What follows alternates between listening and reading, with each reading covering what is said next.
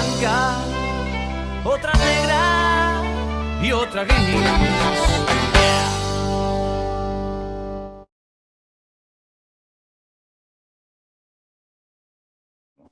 Bueno, hoy vamos a hacer una charla sobre lo que es la socialdemocracia, un término que se escucha mucho en la televisión, en los medios, en el día a día, pero nadie explica bien qué es. Así que tenemos a nuestro compañero socialdemócrata, Matías. Bueno, buenas tardes y gracias por la invitación. La socialdemocracia, desconocida para muchos, denostada por otros también, creo que es para mí, ahí acá, antes de hablar un poquito en general, para mí es el equilibrio ideológico entre la izquierda, la derecha, entre el Estado y el mercado. Para mí, de vuelta, opinión personal, ese es más o menos el equilibrio ideológico, porque la socialdemocracia a lo largo de su historia fue variando, no siempre fue igual, no siempre pensó de la misma manera, no siempre se movió políticamente de la misma forma ni con la misma estrategia, sino que fue variando y se fue adaptando. Algo que para mi juicio, tanto la izquierda de cualquier país del mundo, si querés podemos hablar específicamente de la izquierda en este país, no lo fue haciendo, quitando el mensaje cultural, no lo fue haciendo, o tampoco la derecha. Y como conversábamos anteriormente, yo creo que si tenemos que hablar de socialdemocracia, tenemos que hablar un poquito de una breve reseña histórica que de antemano ya había preparado. Y como te contaba, te decía que tengo acá mi machetito y todo preparado. Perfecto, preparado como tiene que ser. Claro. Entonces te decía que había surgido en la Revolución del 48, en Francia. 1748, ¿verdad? 1848. Bien, bien. Mi Este, ignorancia de historia siempre presente. ¿Cómo? Mi ignorancia de la historia europea siempre presente en todas las conversaciones. Yo también, en no caso, yo particularmente soy historia del siglo XX en adelante, ¿viste? De vos para atrás, soy Sí. medio picante. Pero viste que después de que cae Napoleón se vuelven a restaurar las monarquías europeas. Bueno, Mm. este ciclo de revoluciones hace que caiga ya de por sí la monarquía o los gobiernos absolutistas, por ejemplo, en este caso en Francia. Y había un líder socialista llamado Louis Blanc. Los seguidores de este líder socialista, sosteniendo sus ideas, son los primeros que le dan el sentido a la palabra socialdemocracia. Después lo utiliza Marx, como te decía. Marx lo utiliza en su obra El 18 Brumario de Luis Bonaparte. Y ahí Marx textualmente utiliza este término. A las reivindicaciones sociales del proletariado se les limó la punta revolucionaria y se les dio un giro democrático. Ujú. Decía Marx, ¿no? Actualmente. Él fue el que usa la palabra, usa el término socialdemocracia y lo utiliza de esa manera, de esa forma. Ujú. Después, bueno, con el tiempo, como te explicaba, distintas vertientes del marxismo, más ortodoxas, había una pata un poquito más reformista, forman el Partido Socialdemócrata Alemán, que Ujú. primero tiene varios nombres. Primero no se llama Partido Socialdemócrata, si no me equivoco se llama Partido Socialista de los Trabajadores. Eso nombre, sí. eh, con el tiempo fue variando, se fue fusionando porque era como la Unión Cívica, viste que estaba Mitre por un lado, los después radicales por otro, y había varias corrientes. El PAN, lo que derivaría la Unión, Después vino bueno. los antipersonalistas, Alvear, irigoyenistas, después lo de Forja, que se sacó el Pero peronismo. Sí, viste que al principio la Unión Cívica era parte de Mitre, parte de Irigoyen, parte del otro Bernardo de Irigoyen, o sea, era una mezcla. Bueno, esto fue algo así. sí, Después, con el tiempo se crea, hasta como se llama hoy en día, el Partido Socialdemócrata Alemán. sí. Eh, las en alemán son otras, ¿no? Este, ¿Y qué es hasta lo el día de que, hoy perdura. qué es ¿Cómo? lo que busca la socialdemocracia? ¿Qué es lo que busca la socialdemocracia a construirse en un partido? A convertirse en un partido. Bueno, lo que buscaba la socialdemocracia, esta socialdemocracia, la primera, porque con el tiempo va derivando y va cambiando. Ujú. Hola, Matías. Saludo a una persona que me está saludando y mi cuñado, le mando un saludo. Lo que busca la socialdemocracia al principio es, a ver, lo que se planteaba era alcanzar una sociedad capitalista, alcanzar socialista, no capitalista, al contrario, quería combatir al capitalismo.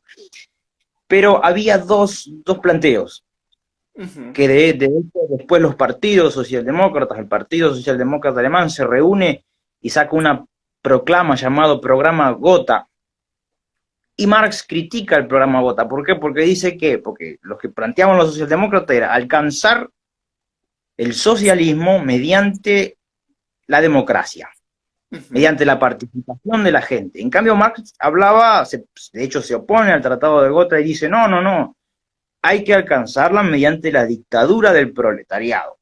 Básicamente hay que alcanzar el socialismo por un modo no democrático, violento quizás, si quisiéramos llamarlo hoy, pero que no haya participación específicamente de las masas.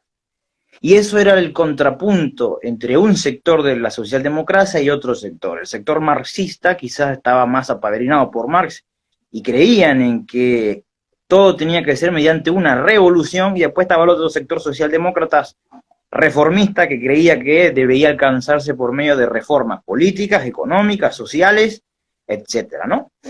Entonces entra esa pelea, revolución, reforma, revolución, reforma. De hecho, yo soy reformista, al margen de que, bueno, déjame que lo diga, soy radical, también soy reformista, creo en la reforma del 18, aparte, es como que vengo con el paquete socialdemócrata entero, ¿viste? Sí, completo. Núcleo duro de soy reformista. ¿Cómo? Núcleo duro de la socialdemocracia. Claro, exactamente, el núcleo duro, sí, radical, socialdemócrata, reformista. Entonces, todas estas ideas, cuando uno las va estudiando, cuando uno estudia los conceptos de querer alcanzar la justicia social, de querer alcanzar un estado de bienestar, siempre se tiene que hacer por, básicamente, las reglas de juego. En este caso, los procesos democráticos. Y hay una decisión del Partido Socialdemócrata Alemán que con el tiempo se va despegando de la postura que plantea Marx, pero por una razón. Y esto es interesante. Y la razón es que se dan cuenta que no se cumple lo que Marx decía. Marx decía que el capitalismo terminaría por destruirse a sí mismo, una de las cosas que no ocurre.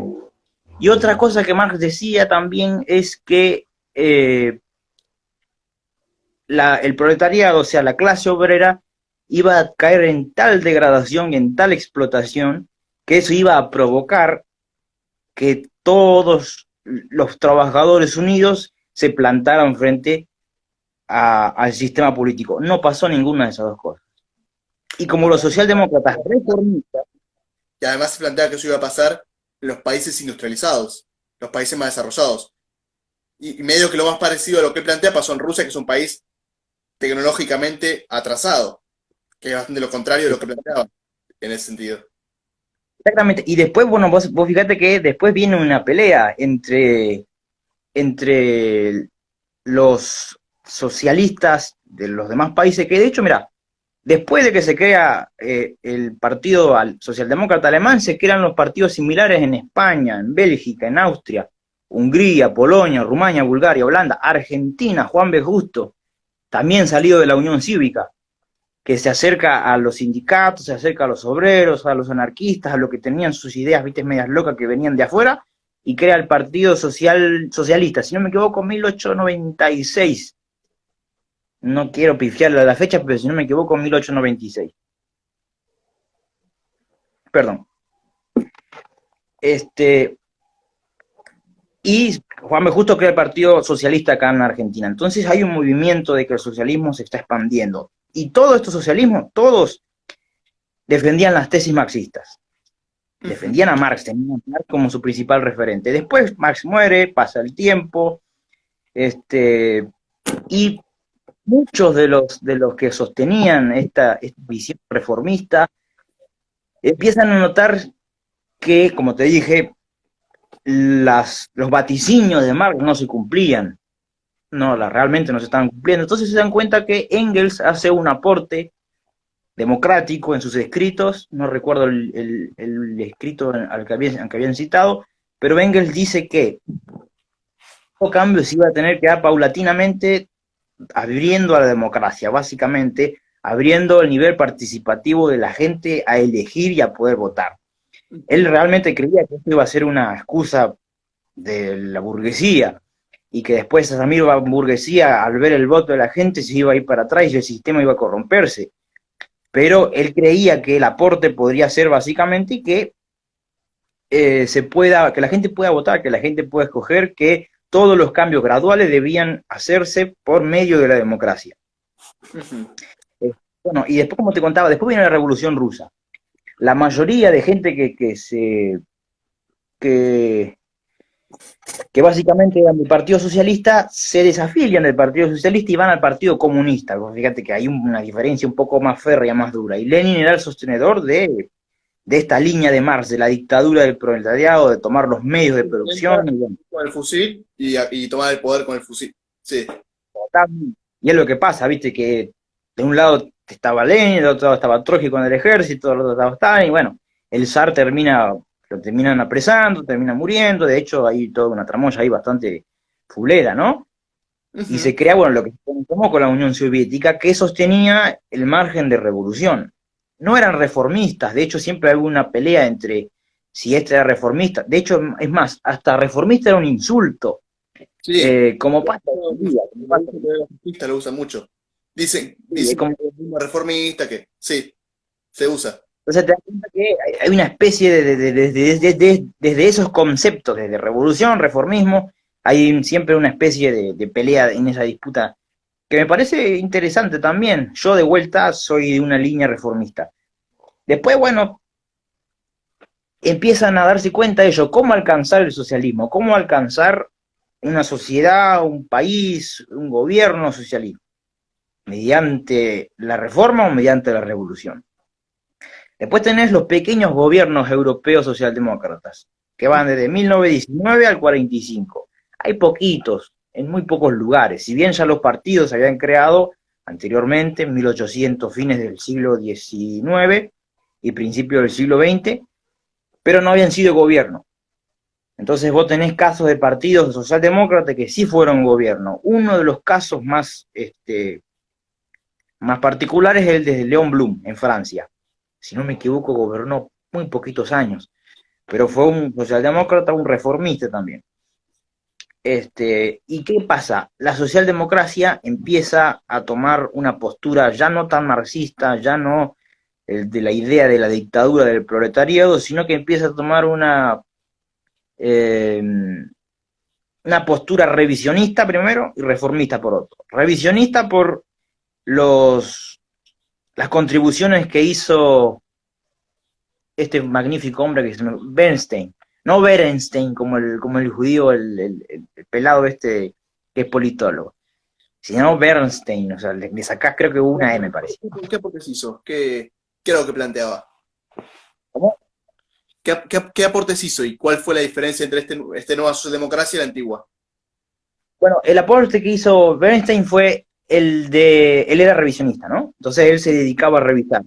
Y él fue el que planteó básicamente que el marxismo, o Marx específicamente, había dicho cosas que no se habían cumplido. Él fue el que vio cómo las condiciones de los trabajadores, en vez de mejorar, mejoraban, y que el capitalismo no se estaba destruyendo por sí mismo como se planteaba. Entonces él empezó a revisar, de hecho ahí viene el término revisionismo, ¿no? Él empezó a revisar eso y se empezó a dar cuenta que no pasaba lo que el marxismo había auspiciado. Entonces se sigue por esa línea reformista, ¿no? De alcanzar los cambios mediante la democracia, mediante el proceso selectivo de la participación de la gente. Así que gana básicamente la postura revisionista y reformista. ¿Cómo le fue Después, gobierno que dijiste que hubo en Europa, este gobierno socialdemócrata? ¿Cómo le fue? tuvo grandes grandes aportes interesantes. Por ejemplo, el gobierno de Léon Blum, transcurrido entre el fin de la Primera Guerra y entre el periodo ese de entreguerras. Se planteó otra sociedad. Aparte, viste que ¿Qué país fue? creo que Francia. El de Léon Blum fue en Francia. Aparte, vos te pones a pensar y te das cuenta que, de hecho, son las voces que lo corren a uno por izquierda o por derecha, más por derecha, que te dicen que la socialdemocracia solamente funciona en los países europeos, ¿no? No sé si alguna vez escuchaste ese término. A mí me ha encantado decirse, no, pero la socialdemocracia funciona en esos países porque las sociedades son otras sociedades, porque las sociedades son distintas. Bueno, yo personalmente creo que, primero que creo que no es así, es verdad que han funcionado en los países europeos, sobre todo en los países nórdicos. Suecia, Finlandia, Dinamarca, Noruega, Noruega con Alemania. el Partido Socialista en los 70 nacionaliza el petróleo y llega a ser lo que es, casi gracias a ese partido. Uno de los más importantes para El convertir Partido a Socialista. Noruega. Y vos fíjate que esos países nórdicos, que por otro lado los liberales se adueñan, porque ellos dicen, no, los países que crecieron, los países nórdicos no son socialistas, no son, y es verdad, no son socialistas. Yo hace poquito escuchaba al primer ministro de Dinamarca, y el primer ministro de Dinamarca decía, se dice que Dinamarca, si no me equivoco era Dinamarca, dice que Dinamarca tiene una economía socialista planificada, esto no es así, decía este hombre. Nosotros tenemos y creemos en una economía de mercado, pero en el marco de un estado de bienestar. Ahí está la pata socialdemócrata. Ya es lo que no dicen los liberales. Exactamente, ellos piensan que ser liberal es estado chico, es ser antipolítica, aparte hay una especie de hipocresía, hipocresía en el sentido de que, ¿cómo? No, que no siempre son antipolítica, pero sí tienen esto de que el Estado para ellos tiene que casi que no existir en lo económico, no tiene que intervenir. Claro, un Estado pequeño, seguridad y justicia. Y digo que algunos son antipolítica porque, mayormente desde mi concepción, se dicen que son liberales, pero al fin y al cabo defienden ideas de centro a derecha, de centro derecho a derecha pura. Entonces, ¿sos liberal o sos de derecha? Porque no es lo mismo. Vos podés ser liberal y podés defender algunas cosas, pero si defendés más cosas de derecha, y bueno, identificate más con la derecha que con otra cosa. Porque eso no es el liberalismo. ¿Qué depende? El liberalismo, al igual que todas las doctrinas, digamos, tuvo una evolución. Y el liberalismo, digo, los planteos que hacían los padres del liberalismo como David y Ricardo, hoy se los plantea un liberal y me dicen que eso es de izquierda. Eso también pasa, así que como que... Pero bueno, volviendo a lo que no reconocen a Ricardo como un auténtico liberal. Ay, mal ahí, mal hecho. Bueno, volviendo a lo que me estabas contando de qué lograron las socialdemocracias en el mundo. ¿Cuáles serían los logros más grandes de los gobiernos socialdemócratas? Bueno, de los primeros gobiernos socialdemócratas, casi nulos, porque gobernaron muy poco tiempo. Vos fíjate que en periodo de entreguerras, ¿no? Después se ha visto la Segunda Guerra Mundial, ya para la Segunda Guerra Mundial casi no había gobiernos de partido socialdemócrata, ¿no? Sí había ideas, sí ya estaba Keynes, ¿no? Pero no había... Todo eso viene después. ¿De alguna forma que Keynes toma cosas de la socialdemocracia? Sí, en parte de pensamiento sí. De hecho, muchos piensan que Keynes es zurdo, viste que Keynes es comunista. Sí. Nada más lejos. Básicamente porque es así, viste, de vuelta, y no es por una crítica a los liberales, pero si vos no sos liberal, sos comunista. No importa el partido que estés. Es como la cancha, vos decís, te dicen, vos sos izquierda o derecha, mirá, ¿en qué lado de la cancha te parás? Si te parás del lateral derecho, voy a ser de izquierda, si te parás del lateral izquierdo, voy a ser de derecha. Claro, suponete que si te parás a un lado y vos estás a mi izquierda, yo voy a ser tu derecha. Claro. Y vos vas a ser mi izquierda. Exactamente. Es un tema de perspectiva. Pero te estaba hablando, después de la posguerra, por lo menos el Partido Socialdemócrata Alemán se reúne y declara el programa de Godesberg. ¿Qué es lo que decía el programa de Godesberg? Básicamente en el programa de Godesberg ellos tiran por la borda al marxismo. Dicen, no creemos más en esta postura, no creemos en la dictadura del proletariado, no creemos en que podemos básicamente disociar los avances sociales con lo de la propiedad privada, entonces no ven incompatible una cosa con otra. Básicamente hacen un balance que es en el que yo coincido y es en el que yo me manejo, de Estado y mercado. Se necesita esto y se necesita lo otro. Y ahí nace, ¿no?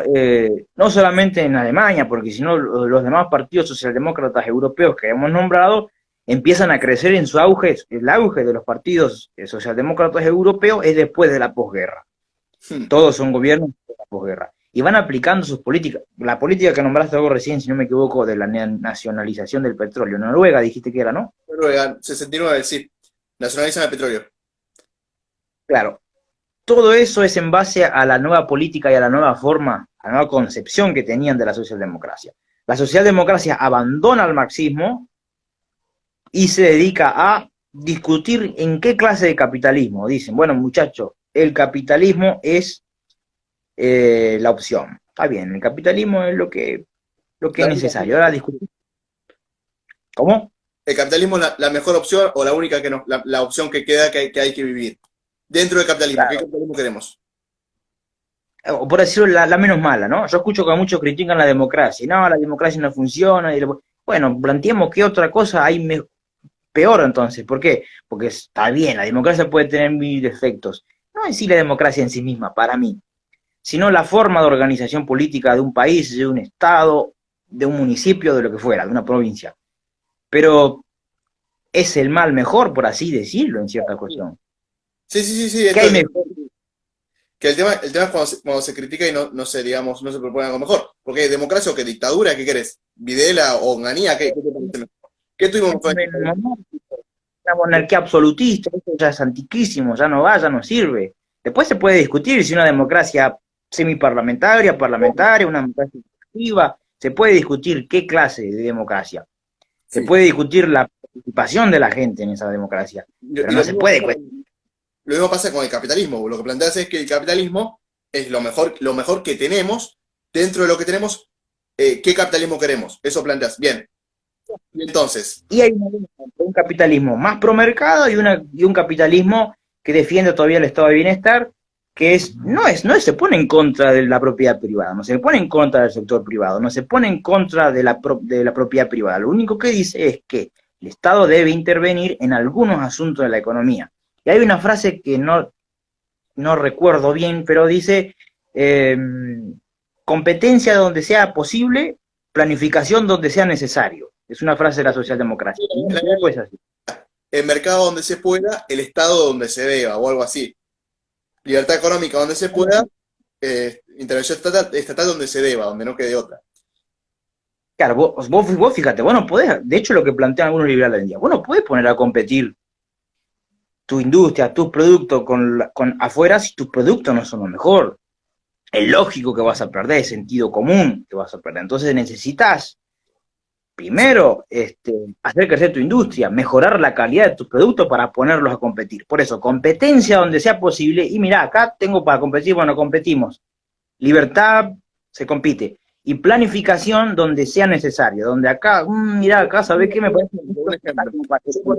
Te pongo un ejemplo. Yo, por ejemplo, estoy de acuerdo en que no haya cepo, porque lo ideal sería que la moneda sea fuerte y que no haya cepo.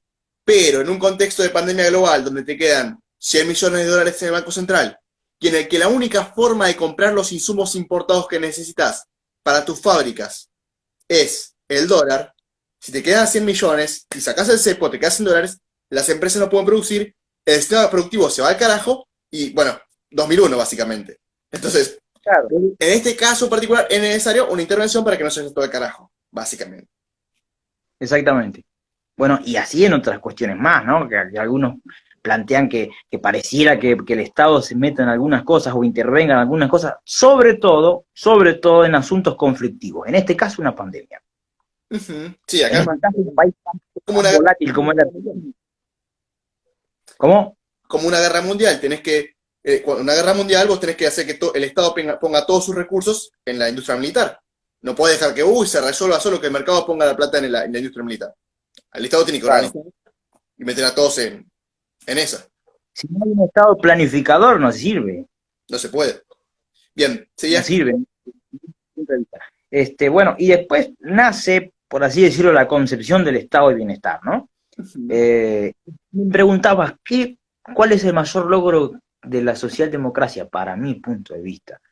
Yo creo que es la vigencia no solo la vigencia del estado de bienestar, aunque muchos te van a decir que cayó después de la crisis del petróleo en los 70. En muchos países, Pero, al menos acá yo, lamentablemente. No en todos. exactamente, claro, los países, de vuelta, como vos dijiste, los países nórdicos, en este caso Noruega, la hizo bien, y sí, hasta el día de hoy, comparar los problemas económicos que tenemos nosotros, Latinoamérica. Casualmente Noruega es uno de los pocos países que tiene, es uno de los que más petróleos tiene en el mundo. A ese país creo que la crisis del petróleo no le pegó tanto. Es más, puede que se haya visto beneficiado por ella. Así que, Seguramente, después para analizar ese caso, me parece interesante. luego, sí, el petróleo. Y te contaba que para mí los logros importantes de la socialdemocracia son la plena vigencia del Estado de Derecho, es una de las cosas. Después tenés también otros logros a nivel democrático, de justicia social, de distribución del ingreso, políticas públicas. A ver, acá un ejemplo de la socialdemocracia, por lo menos en Argentina, hay pocos partidos políticos que son identificados con la socialdemocracia. Uno dicen que es la Unión Cívica Radical, a la que yo adhiero. No esta actual conducción, aclaro, pero sí a la anterior. Claramente, no, ahora no. No cambiamos. Después, dicen que el ARI, también el partido de Carrió, para mí no, pero dicen que el partido de Carrió también es socialdemócrata. Vos tenés después el GEN, el partido de Margarita Stolbizer, que son todas decisiones del radicalismo, porque Carrió salió del radicalismo, Stolbizer salió del radicalismo. Tenés a los partidos, al Partido Socialista de Santa Fe, que también es interesante, ¿no? Bonfatti, Lifshitz, Wiener, que en paz descanse, que hace poco se fue. También representan los ideales de la socialdemocracia. Y todos han peleado por el derecho de los trabajadores. Tenés a Agustín Tosco, no sé si te acordás de Tosco, el cordobazo. Solo tengo el nombre. De oído lo tengo nomás. No sé quién es. Bueno, Agustín Tosco era un líder sindical del sindicato Luz y Fuerza, si no me equivoco, que fue la cara visible del cordobazo en el 69 con Onganía. Era un muchacho grandote así, patilludo.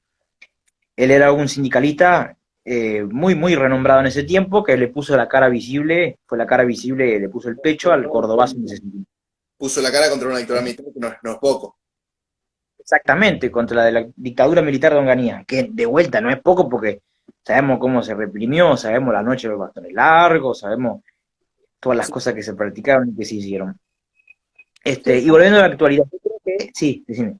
Bueno, sí, decime quién te parece ahora un partido o un dirigente socialdemócrata en Argentina que te parezca que te gustaría en el gobierno, para el próximo gobierno o para gobernar. ¿Se te ocurre alguno? Una figura socialdemócrata que yo defiendo hoy, para mí, es Martín Lustó. Yo, de hecho, yo estoy adentro de Evolución Radical, que es el nuevo espacio que se lanzó a Buenos Aires. Yo personalmente creo. ¿Y por qué lo digo? Porque el tipo me parece, aparte de ser economista y ser legislador y ser ministro de Economía en el gobierno anterior, el tipo te discute. Discutamos el Estado, donde el Estado no funciona. Viste que se habla mucho del Estado presente, el Estado presente y el Estado presente. Bueno, discutamos ese Estado presente. ¿Por qué hoy la gente paga 3 veces más de impuestos y no hay 3 veces más educación, no hay 3 veces más salud, no hay 3 veces más infraestructura? Entonces discutamos el Estado. No hay problema en discutir el Estado, no hay problema en que se debatan estas cosas. Entonces el tipo me parece el mejor ejemplo de la socialdemocracia, no solamente porque defiende la libertad civil, no solamente porque defiende la interrupción voluntaria del embarazo, cosa que yo adhiero, los derechos de la comunidad LGBT, cosa que yo también adhiero. O sea, maneja una agenda progresista. No son progresistas de cartón, viste, que te dicen hoy sí y después te dicen no, vamos a tener que congelar la ley del aborto por problemas, o vamos a tener que congelar la ley, por ejemplo, de legalización de la marihuana por otros problemas. Cualquier progresista lucha por las cosas que dijo en campaña y lucha por las cosas que genuinamente cree. Entonces acá me parece que hay un tipo genuino, joven, que puede ser una renovación partidaria también para la Unión Cívica Radical, y que te dice, discutamos cuánto Estado queremos y discutamos cuánto mercado queremos. Y de eso poder hacer una economía fuerte. Y por lo otro que me preguntabas, Sí, Y también otra cosa que hizo Lustó, la 125. sí, sí, la 125 fue la ley Su que apoyo, él saca, ¿no? que su, ¿Cómo? que su apoyo que la hagamos de nuevo, o una parecida por lo menos.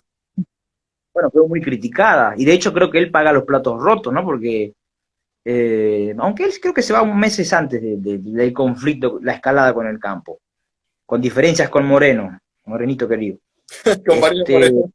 Sí, los odia a los socialdemócratas de una forma zarpada, ¿eh? No sé por qué tanto. ahí va, y a eso iba. Eh, vos fíjate que, ay, me estoy quedando sin batería, así que tengo que enchufarse. Pero vos fíjate que él dijo hace poquito, yo Sí. lo vi el otro día, dijo, si Alberto Fernández no va a una economía peronista, fracasa. Ujú. Decía Moreno, ¿no? Lo escuché. Y él decía que Alberto se codeaba y se rodeaba de radicales. Por eso va a fracasar, porque se rodea de radicales, porque lo tiene a Santoro, Leandro Santoro, ex radical, en su gabinete y le asesora en economía. Y primero que Santoro no lo asesora a Alberto en economía. Primero. Ujú. Segundo, que lo que me parece interesante es, ¿qué es una economía peronista? ¿Qué es Hmm. una economía peronista? ¿Qué significa? Porque vos me podés decir, ¿qué es una economía radical? Y yo te puedo decir, mira, un Estado medio, impuestos, creen en el Estado de bienestar, se cree que se puede alcanzar la justicia social mediante los instrumentos democráticos, pero ¿qué es una economía peronista? Si querés te lo explico yo, que soy peronista, pero no, si querés te lo explico. Sí, Una economía peronista básicamente busca poner el capital al servicio del pueblo, digamos, poner el capital al servicio del pueblo, del desarrollo nacional, buscar un desarrollo y un crecimiento nacional que incluya a todos, en especial a los más pobres, digo, que estén todos adentro. Bueno, básicamente eso, un desarrollo, buscar una justicia social. Para eso necesitas, bueno, las tres banderas: independencia económica, que eso es desendeudate cuanto antes; soberanía política, o sea, que el FMI no tenga que decir lo que tenés que hacer; y con esa independencia económica, que incluye un desarrollo y una industrialización, con esa plata que te va a generar toda esta, digamos, independencia económica y esta dirección del Estado en la economía, no, no es todo como el comunismo, sino que el Estado tenga los engranajes sí. centrales, digo, electricidad, gas, agua, esos monopolios naturales. Bueno, con todo eso, vos podés lograr la justicia social. Vos con todo ese poder, con toda esa plata, con todo ese desarrollo, podés lograr que los más pobres dejen de ser pobres, podés lograr que haya una educación pública de calidad, podés, como hizo Perón, construir 3 escuelas por día, 8.000 escuelas, podés hacer 76.000 casas, o sea, podés hacer un montón de cosas. Podés lograr que el salario medio se duplique, como se logró durante el peronismo de Perón, ¿no? Todas esas cosas que se lograron se pueden lograr con un desarrollo económico, una intervención, digo, una dirección de la economía por parte del Estado, un desendeudamiento y básicamente, bueno, eso es el peronismo. Y te hago una pregunta, ¿no es acaso muy parecido a los objetivos que busca la socialdemocracia? Eso mismo, esa pregunta te la tenía guardada, te quería decir. Sí, es que es bastante parecido, yo por eso me suena tan raro. ¿No es lo mismo lo que busca en cierta u otra forma? Es muy parecido, entonces por eso no entiendo por qué la denostación de como si fuese que un socialdemócrata es un tibio. Es más, el gobierno de Perón, Ujú. sobre todo del 55, se, o sea, ocurrió en el contexto de la Guerra Fría y el capitalismo de ese entonces no era un capitalismo totalmente promercado, era un capitalismo del estado de bienestar. O Sí, sea que las presidencias de Perón ocurrieron en el periodo del estado de bienestar. sí, claro que Me sí. atrevo a decir que gran parte de la Argentina peronista o del gobierno peronista se inspiró, es más, se inspiraba en la tercera posición. Se esperaron, Entonces, por supuesto, la defienden a muerte, todavía hoy. Sí, sí, sí. Yo también la no te pones a defiendo. pensar. Entonces, dentro de todo, dentro de algunas capaz diferencias mínimas, una economía peronista se parece muchísimo entonces a lo que busca la socialdemocracia. No entiendo por qué denostar. Vos querés la justicia social, el desarrollo económico. ¿Querés que es necesario que el Estado intervenga para lograr esos dos objetivos? Bueno, sí, tienen muchas cosas en común. Forja, ¿viste? Forja, fuerza de orientación de la joven, radical de la joven argentina, ¿te acordás? Bien, Sí, de Jauretche. de Jauretche, de Ortiz, bueno, De que hecho, mira, después se van- yo estudio en la Universidad Nacional Arturo Jauretche, y viene de ahí, de Jauretche. este, Interesante. sí, es que estos muchachos se convierten en los ideólogos del peronismo y vienen del radicalismo más, digamos, irigoyenista, del radicalismo más duro, por eso es más núcleo duro del irigoyenismo. O sea, que es socialdemócrata, si el radicalismo es eso, si se la pasa, lo dice Moreno. Y si esos muchachos se convirtieron en gran parte en ideólogos del peronismo, si Perón se levantaba y desayunaba todos los días con Jauretche, yo no entiendo tanto la pelea. La gran diferencia que veo por ahí es que el peronismo es cristiano y la socialdemocracia no. Bueno, eso principalmente.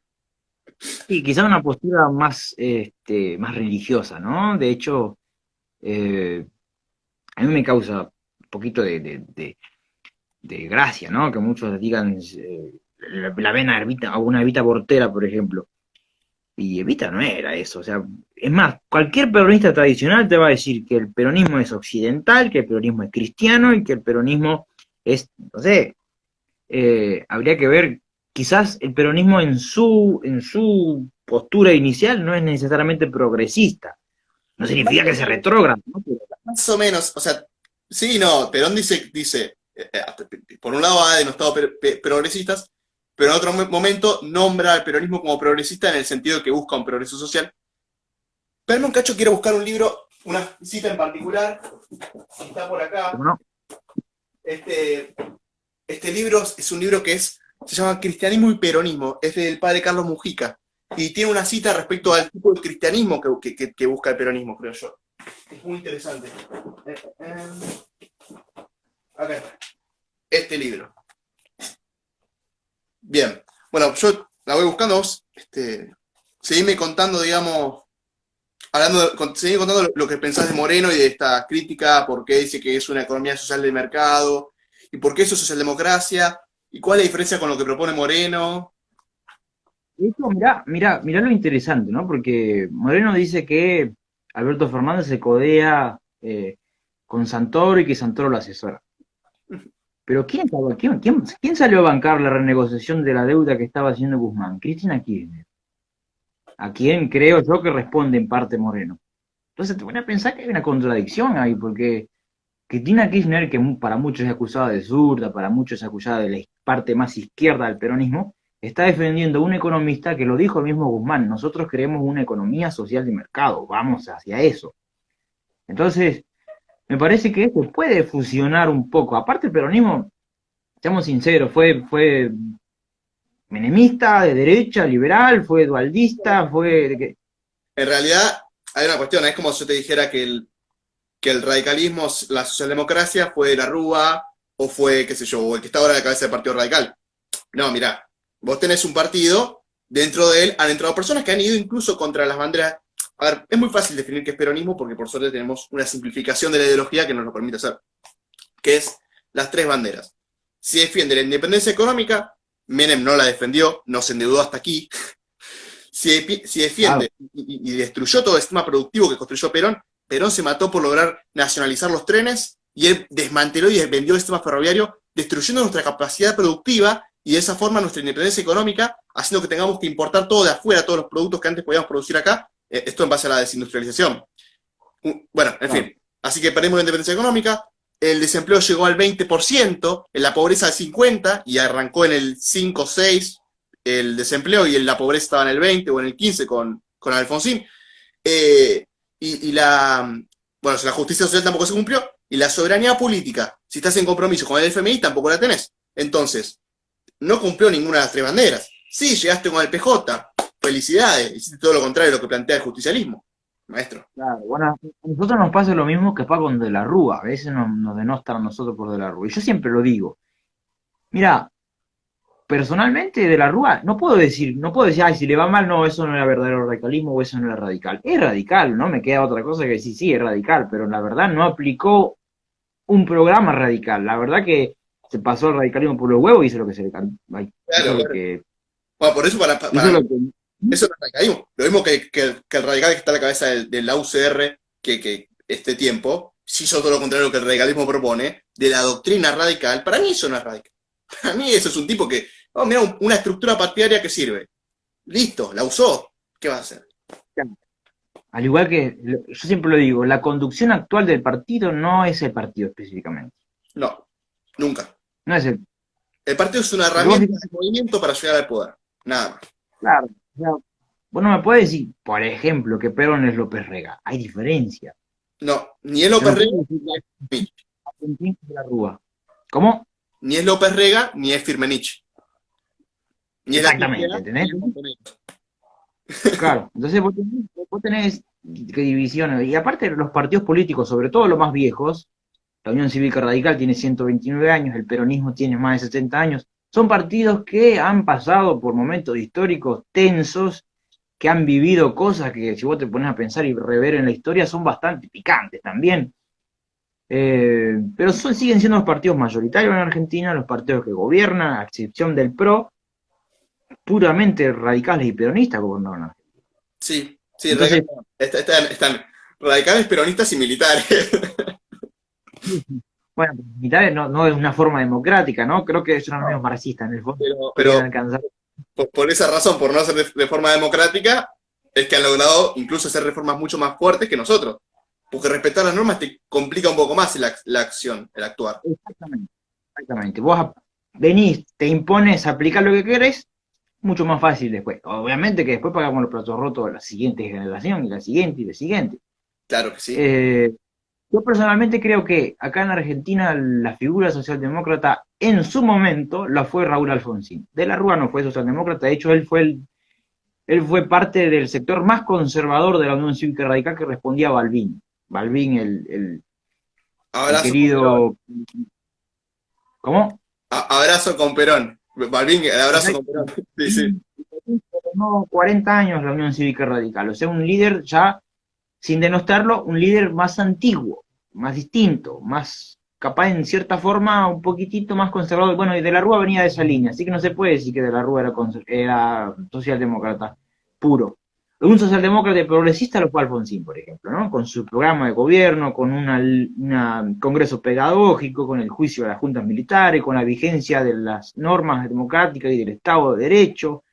Entonces, y después vos tenés otros ejemplos, tenés el partido aprista peruano con Alan García, el primer Alan García, no el segundo, porque está el Alan García que era muy de izquierda, que también terminó con una hiperinflación, y después está el Alan García que volvió a gobernar, que aplicó un programa liberal, totalmente, pero. Es muy raro eso. Chica, Pasó eso con un par de gobernantes, te estoy investigando, ¿viste? Sobre gobernantes líderes latinoamericanos, y resulta ser que hubo en Bolivia un chabón que gobernó 4 veces, la primera fue una especie de Perón en sus medidas, la segunda y tercera más o menos que también, volvió después del 80, y el chabón fue más o menos Menem, boludo. Algo así, boludo, decís, ¿por qué? ¿Qué pasó? Una locura. Algunos se dejan, ¿no?, llevar de ideología. Básicamente algunos lo hacen por permanecer en el poder, ¿no? Es como a veces vale todo, ¿viste? Con tal de que yo siga acá en el poder y con tal de que yo siga gobernando y con tal de que yo sea el hombre fuerte en Argentina, vale todo. Pero volviendo al tema de la. Sí. Sí. ¿A dónde querías volver? Así te dejo volver. Volviendo al tema de los referentes hoy, yo creo que hay poquitos. Alberto Fernández se dice socialdemócrata. Él mismo dice que Moreno lo achaca, ¿no? Lo corre por. Sí, Por peronismo, que él tiene. Claro, pero no hay por lo menos lo que yo creo, no sé si Moreno tiene el peronómetro. No, es un decir, no lo digo en serio, es un chiste. No, yo sé que no, pero no lo digo por vos, sino lo digo por lo que dice él. No sé si uno tiene el peronómetro a decir, a ver quién es más peronista, quién es menos peronista, quién es más radical, quién es menos radical, quién es más Ogden, menos Ogden, más progre, menos progre. Yo creo que en la cancha se ven los pingos, dice, ¿no? Yo creo que. Y uno tiene que celebrar, o sea, yo soy radical y celebré el acuerdo con los bonistas que por fin se dio después de tantos meses de negociación. Y aunque no sea un gobierno de mi ideología y de mi partido y de mi pensamiento, uno tiene que celebrarlo igual. Yo estuve en contra de la marcha de ayer, me pareció nefasto, y veo como algunos de mi propio partido o de otros lugares alientan salir a la calle, manifestarse. Yo entiendo los conflictos, pero en esta situación, por favor, un socialdemócrata como lo veo yo, como yo tengo la concepción del mundo, dice, mira, hay que cuidar a un gobierno que está debilitado por una pandemia, porque tiene que lidiar con una negociación, porque tiene que lidiar con casos diarios de gente que muere. Entonces, ya habrá tiempo para seguir hinchando las pelotas para las legislativas de 2021, pero ahora hay que Aguanta. apaciguarlos, ¿sabes? Sí, sí. Se entiende que la gente está totalmente cansada y que el encierro y que pim pam pum, esto que lo otro, pero no se puede moverse uno tan forma, una forma gorila, esa forma gorila antidemocrática, golpista. Yo veía gente que decía, Alberto no llega a diciembre, y me agarraba la cabeza y decía, por Dios, no aprendimos nada en tantos años de historia, sobre Bueno, todo historia argentina. Moreno dice algo bastante parecido. Sí. Pero es gravísimo que, si te lo dice, bueno, un simple militonto de redes sociales que dice, Alberto no llega a diciembre, bueno, uno lo entiende, pero que lo diga alguien sobre todo de la oposición, me parece muy grave. La verdad me parece institucionalmente muy grave, porque vos estás alentando a que la sociedad salga a manifestarse, que lo pueda hacer pacíficamente, que lo pueda hacer sin agredir periodistas, que lo pueda hacer desde sus autos, que lo pueda hacer, pero estamos sabiendo que en un contexto de pandemia, sabiendo que hay un virus que te puede agarrar. Yo estuve como 3 o 4 veces casi sospechando que me había contagiado. Hmm. Y es horrible. Es horrible la sensación, sobre todo porque yo vivo con mi abuela que tiene, es una señora de 79 años. Vivo con ella. Si yo me contagiara y si yo diera positivo, yo no me puedo quedar acá. Tengo que ir a hacer cuarentena en otro lado. Bueno, Entonces, acá a la vuelta se murió la madre de un amigo bueno, acá a la vuelta murió un muchacho la madre de un muchacho por coronavirus. horrible. Una señora grande era. Sí. Y pasó acá a la vuelta. Vos decís, está Claro. cerca. Yo siento que lo que tiene, digo, la efectividad de la pandemia, porque estadísticamente Argentina tiene 9 muertos por cada 100.000 habitantes. En cualquier otro país de Latinoamérica tenés arriba de 50. En cualquier otro país. Entonces, al haber sido tan efectivo durante los primeros meses las medidas, generó que la gente le pierda un poco el miedo, y que incluso, viste, cuando dicen, no, porque las capas no van a colapsar, lo decía Brandoni, otro que se dice radical, pero mira lo que está haciendo. Bueno, Brandoni dice, no, porque si Sanitario no va a colapsar, viste, re seguro el tipo, viste. Y vos decís, escúchame, compañero Brandoni, ¿no? Si después colapsa, no quiero que salgas a decir, mirá cómo fallaron en sus medidas.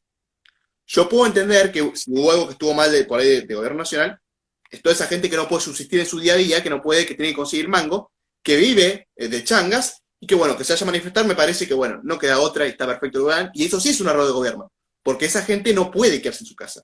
Pero los que sí pueden hacerlo, ¿por qué alientan a otros que también pueden quedarse en casa a no hacerlo? Así dale, son 6 meses, boludo, a aguantar. Es lógico, o sea, uno entiende también, como decías vos, ¿no? El reclamo de la gente que es desahuciada, que no llega, pero yo he tenido amigos que me han dicho, che, vamos a marchar mañana. Ni en pedo, macho, mañana. Ni en pedo, macho, mañana. Primero porque no creo que es la forma. Y aunque se lo hubieran hecho Macri, tampoco hubiera ido, porque no se trata de si que el que gobierna es peronista hay que darle duro, si el que gobierna es radical hay que darle duro, si el que gobierna un liberal, yo en este contexto de pandemia no hubiese marchado por ningún partido ni en contra de ningún gobierno. Pero de vuelta es una forma capaz un poquito de yo ver la política, ¿no? De ser ético. Uno tiene que ser ético con sus ideas. Yo siempre digo, si un hombre no puede sostener sus ideas, entonces no puede sostener nada. Y vos ves presidentes, por ejemplo, Arturo Illia, impecable. Alfonsín en muchas otras cosas que quitando lo económico, porque yo entiendo, aunque déjame decirte que siendo radical le perdona. ¿Por qué crees que se dio la crisis hiperinflacionaria del 89 durante el gobierno de Alfonsín? Acá está la pregunta. Qué pregunta picante. Bueno, yo creo que hay por varias razones. Por varias razones. Primero porque el plan económico del gobierno falló. Plan austral y el plan primavera. Primero, ¿no? ¿Qué buscaban esos planes? ¿Y cuáles eran las ideas que sostenían? Bueno, el plan austral, con Juan Vital Zurril, buscaba básicamente crear una nueva moneda, ¿no? Dejar atrás el peso argentino, tan devaluado, tan denostado, tan Sí, la última destruido. década había sufrido con el Rodrigazo en esa época, había sufrido una inflación zarpada, y después con los militares también. Así que tenía sus razones para no creer en ese peso. Bien. Y aparte, vos te pones a pensar y, sin juzgarlo específicamente a Alfonsín, si hubiese ganado Luder, tenía una deuda espantosa, horrorosamente estatizada. Tenías una productividad muerta, básicamente la producción en la Argentina estaba... Por el suelo. Nadie quería confiar en la Argentina. Entonces Alfonsín tenía, o crecía, o daba margen de crecer, o pagaba la deuda. Era muy difícil en esos tiempos. De hecho, ¿te acuerdas que, no sé si no me equivoco, se creía crear una especie de club de deudores que se plantaran de todos los países latinoamericanos, pero al final no pasó nada. No sabía eso. Esos deudores que dijeran, loco, aguantame, o loco, no puedo pagar una deuda ilegítima porque fue hecha en un gobierno militar. Que de hecho, una deuda de un gobierno militar no es legítima per se, porque vos le decís, escúchame, si yo tengo un kiosco, me pegás, me maniatás, me tirás al suelo, tomás deuda a nombre mío, todos te piden fiado, ¿viste? Y vos decís, sí, todo el mundo, manejás cualquier cosa, después de un año me desatás, tenés una deuda de 100.000, chau. Papá, no, así no. Es como decir, bueno, listo, nos vamos, que la pague otro. Encima la estatizan, eso es peor, la deuda es estatizada. Claro. Entonces Argentina tuvo grandísimos problemas. Y una de las tantas cosas que quiso hacer revertir es cambiar la moneda. Plan austral, Juan Vitanzurruil, pum. Funcionó el plan austral y le dio un respiro al gobierno. Los primeros, si no me equivoco, 2-3 años. Básicamente, me dice acá un amigo que Cristina también planteó que Latinoamérica se plante con la deuda. Sí, fue algo que se defendió Guzmán, que también quedó en la nada, con Stiglitz también, una forma como... Latinoamérica unida. Por eso Latinoamérica tiene que estar unida ahora o nunca, como decía. Stiglitz, por así decirlo, el profesor de Guzmán, también es una figura socialdemócrata fuerte, ¿no? Joseph Stiglitz. ¿Qué te estaba diciendo? Lo de Alfonsín.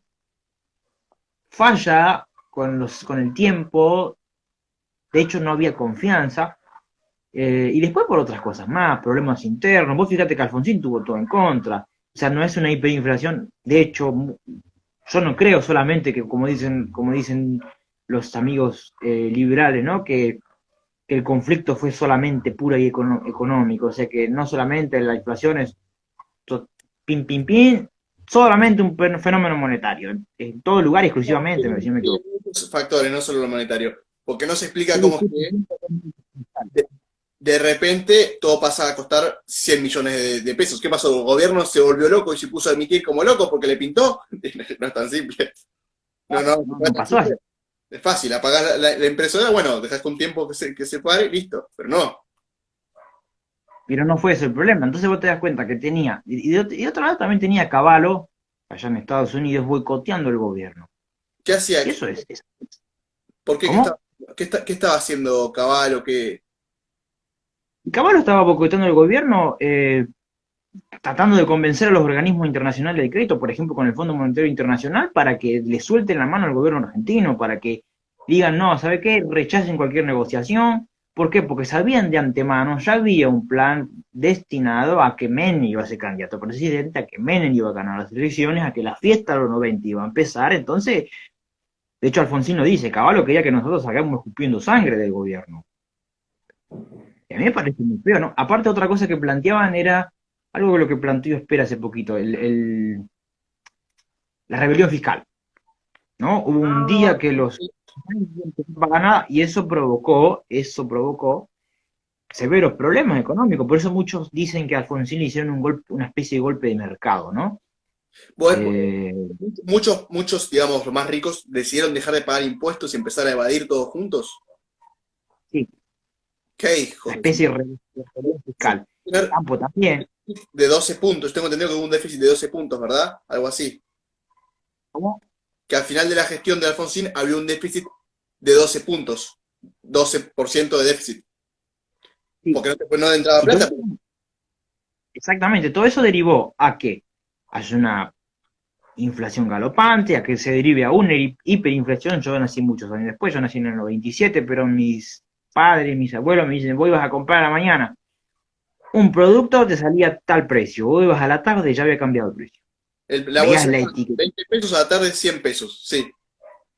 Claro, o sea, variaban totalmente los precios y uno dice, guau, ¿qué pasaba acá? la hiperinflación. Pero ¿Y hubo una yo corrida cambiaria? no... ¿Sufrió una corrida cambiaria? ¿Cómo? ¿Sufrió una corrida cambiaria? Una corrida cambiaria que todos fueran a comprar dólares. Eso Eso pasó. siempre pasa. Eso pasó No, no, siempre. no Eso sé, pasó si siempre. pones un cepo, ¿Cómo? si pones un cepo, no sé si pasa. Ah, claro, bueno, no era igual que ahora. Vos fíjate que a Cristina tuvo un cepo en su segundo gobierno y tuvo 5 corridas cambiarias que dentro de todo fueron controladas. No fue al igual que lo que pasó a Macri. A Macri, por ejemplo, se le descontrolaba. Cada vez que había una corrida cambiaria había que agarrarnos la cabeza y ajustar las moneditas que teníamos en el bolsillo, porque vos sabías que todo después se trasladaba a precio. Pero no pasaba en esto, en definitiva no pasaba igual que en los otros gobiernos por la política que tenían, por el manejo que tenían, por los ministros, por la llegada de sus ministros, ¿no? Este, Que vos planteás entonces que básicamente la crisis del 89 se da por una deuda con plazos y cantidades impagables, que no se puede pagar esa deuda enorme que tenemos, se da por una rebelión fiscal, que es lo que ahora está promoviendo Spert, que hace que no tengas ingresos en el Estado y que haya déficit. Y bueno, básicamente esas dos razones principalmente, ¿no? Foneas también con porque, Pablo, que era el experto del momento.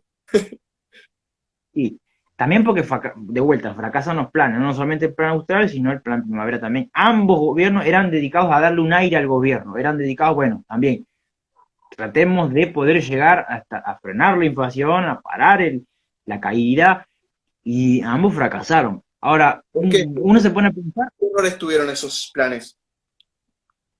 ¿cómo? ¿Cuál fue el error de esos planes económicos? Yo creo que los principales errores de los planes es, no solamente de Alfonsín, sino de los demás, es que no te generan confianza. Al mercado no le genera confianza. Vos fíjate que cuando perdió el PRO en agosto, en las PASO, vos fíjate que el dólar se disparó, se fue a la mierda, los precios se fueron a la mierda. ¿Por qué? ¿Por qué? Porque no había confianza en los mercados, sabiendo que un posible triunfo de Alberto Fernández.